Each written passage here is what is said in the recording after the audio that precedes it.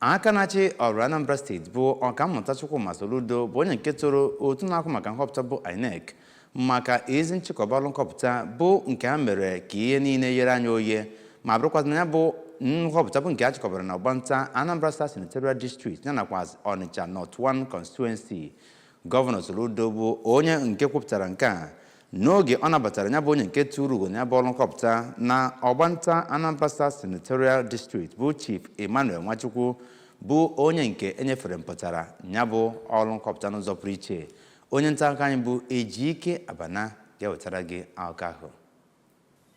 Dịka aka na-achị steeti a si kwue, ha agbanyeghị ihe ụfọdụ na obere ebe mgbe a na-atụ akwụkwọ na ya bụ nhọpụta bụ nnọọ nke APGA tụrụ ugo dị pasentị 75 ma agụkọta akwụkwọ niile a tụrụ ma too ndị mmadụ otu ha si wee pụta binye aka. Na mbụ mgbe ọ na-ahafe ya bụ akwụkwọ ndepụta ka onye isi oche izugbe APGA Barrister Sly Ezeokenwa kọwara Gọvanọ Soludo dịka nwoke na-eme ihe ike, otu o si nnọọ wee zụpụta sinetọ sitere na APGA ebe ya bụ Chief Nwachukwu kenere Chineke, Gọvanọ Soludo nakwa ndị mmadụ n'ihi nkwado ha ma kwue na ọ ga-eguzo nnọọ ma nwee oko ya n'ime ka ndị mmadụ rite erere na nnọchiteanya ya.